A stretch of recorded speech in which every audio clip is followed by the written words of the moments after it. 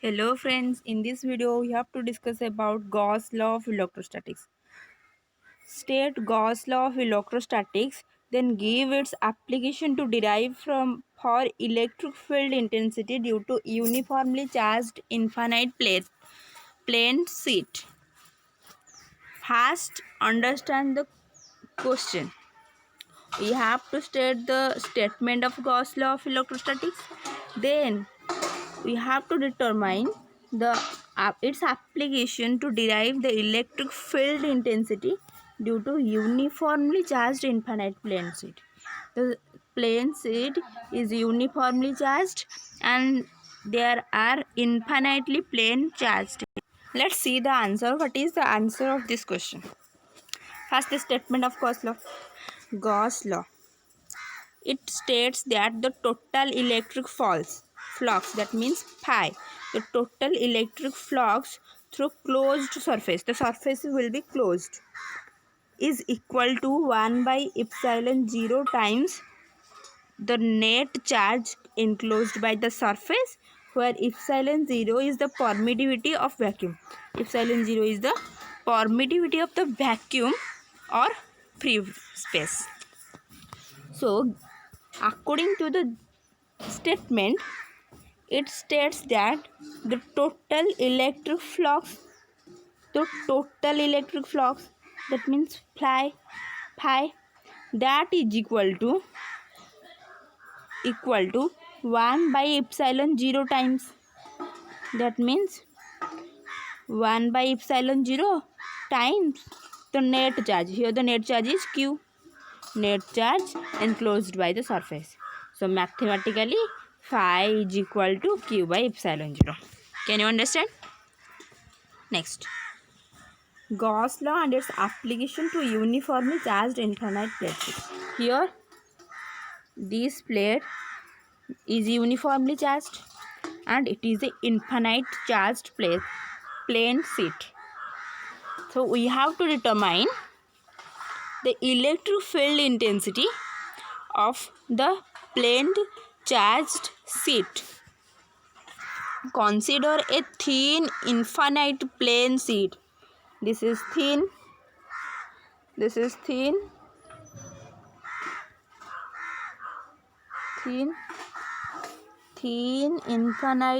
infinite plane sheet of charge with uniform surface charge density. The surface charge density is sigma. Sigma is equal to, we have to determine what is sigma. Surface charge density, that means the charge, if the charge will be Q, the surface charge density sigma is equal to Q by A. That means charge by area. Let P and P dash are 2 points of observations. P and P dash. P and P dash are the 2 points of observation at a distance r from the sheet. Here this is the sigma, surface charge density is sigma, and why this sigma is written, you thought, we know sigma is equal to Q by A. That implies Q is equal to sigma A. Okay, Q is equal to sigma A. Q is equal to sigma A. Here this is sigma A. This is point of observation P and P dash. Now the distance between this Q charge Q and P is R. This is also R, this is also R.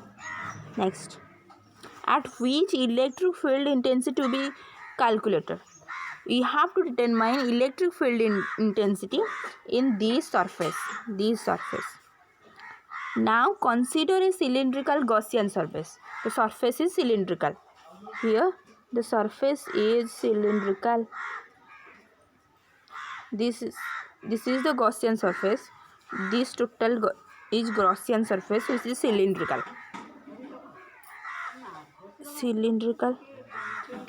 Gaussian surface with its axis perpendicular to sheet.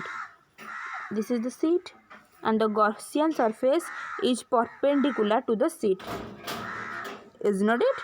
This is perpendicular 90 degree. Okay. Next, I have to remove all these things. Now, let A is equal to area of cross section of cylinder. Area of cross section is A of the cylinder. 2r is the length of the cylinder. If this is r and this is also r, so the length of the cylinder becomes r plus r is equal to 2r. Next, since line of force are parallel to the curved surface, lines of force are parallel to the curved surface of the cylinder, the flux through curved surface will be 0. The lines of force, these are the lines of force, and this is the curved surface, these are parallel, so the flux around this will be 0.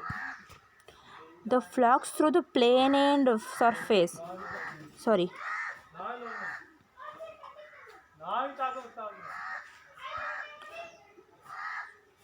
the flux through the plane end faces of the cylinder. Understand it carefully that the lines of force are parallel to the curved surface. The curved surface, this curved surface of the cylinder, these are the curved surface. This curved surface, this curved surface, to this curved surface the lines of force are parallel, so on this curved surface the flux will be 0, and we have to determine the flux through this area of cross section, through this area of cross section and this area of cross section. These are 3 area of cross section. We have to determine the flux through this area of cross section. The flux through the plane end faces, these are the faces, end faces of the cylinder is phi is equal to EA plus EA. How we get EA? We know that electric field intensity E is equal to phi, that means flux by area, so phi becomes EA. Okay, the phi E is equal to EA, that means this is EA and this is EA.